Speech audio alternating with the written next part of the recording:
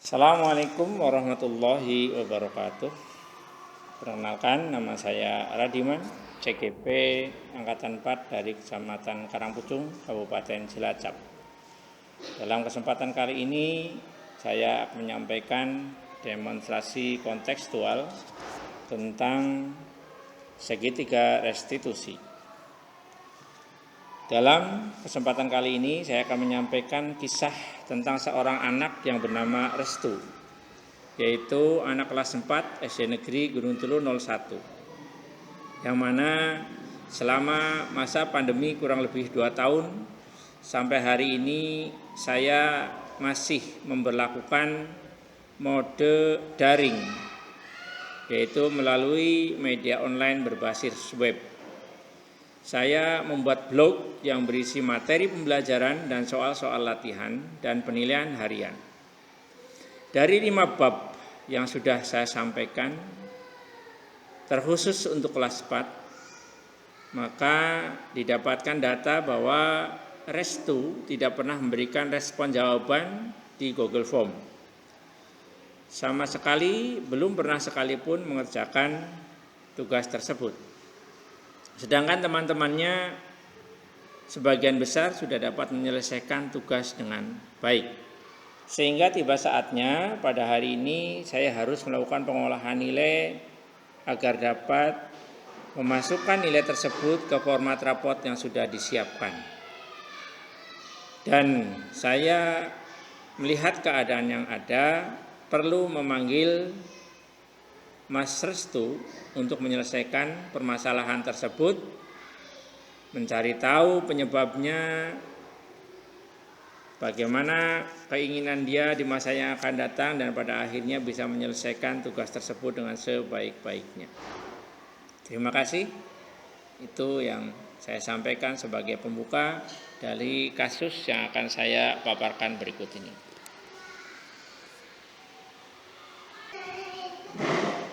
Assalamualaikum warahmatullahi wabarakatuh. Sehat Mas Restu? Nah, pada kesempatan kali ini Pak Guru hanya akan beritahukan kepada Mas Restu bahwa dari 5 bab pelajaran pendidikan agama itu Mas Restu belum satu pun mengerjakan. Benar ya Mas Restu ya, belum mengerjakan? Ya Pak.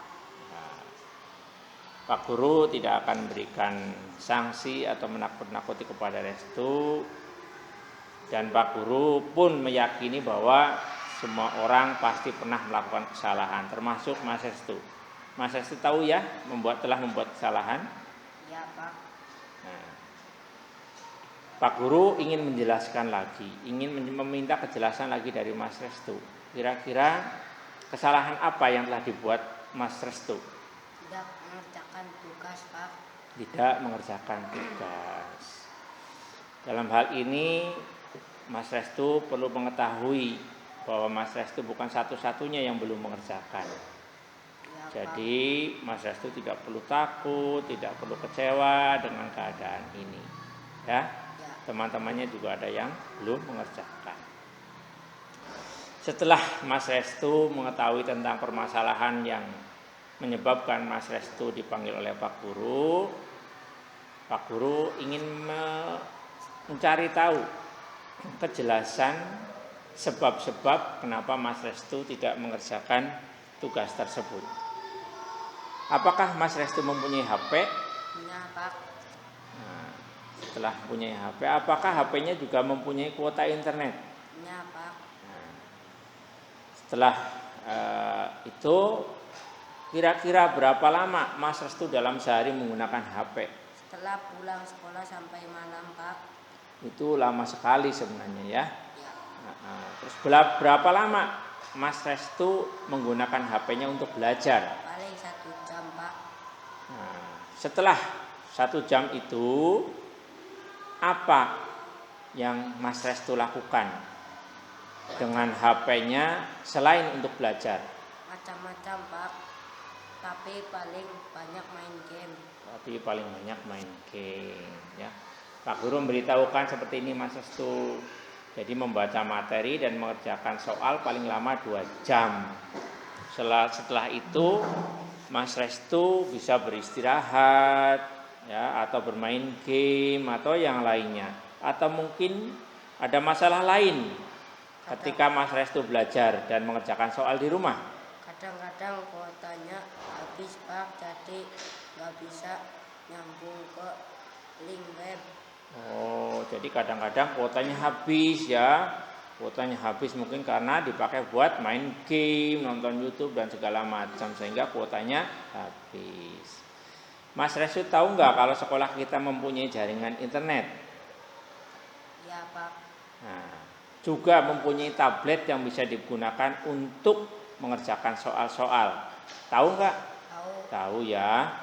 Jadi kalau memang nanti ada penugasan dari Pak Guru, baik Pak Guru agama atau Pak Guru yang lain, Mas Restu bisa datang ke sekolahan untuk menggunakan HP yang ada di sekolahan. Mau apa tidak? Mau. Nah itu Mas Restu, sebelum kita belajar dulu, kita sudah bersepakat tentang keyakinan kelas. Ingat ya keyakinan kelas? Ingat Pak. Kira-kira coba sebutkan apa saja yang masih teringat oleh Mas Restu. Disiplin, saling menghormati, gotong royong, dan toleransi. Nah, alhamdulillah Mas Restu masih ingat tentang keyakinan kelas kita. Ketika Mas Restu tidak mau mematuhi keyakinan kelas itu, kira-kira apa yang akan terjadi?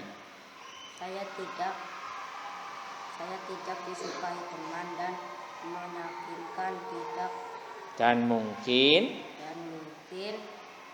tidak mendapatkan nilai pelajaran. Mas Restu mau sekolah lama tapi tidak mendapatkan nilai pelajaran. Tidak mau ya? Pengennya mendapatkan nilai pelajaran dan yang pasti nilainya baik apa jelek? Baik. Pengen nilai yang baik. Mau nggak disukai sama temannya? Mau. Nah, jadi nanti Mas Restu harus berusaha untuk lebih baik dari kemarin. Setelah semuanya jelas, Pak Guru sudah tahu bahwa Mas Restu itu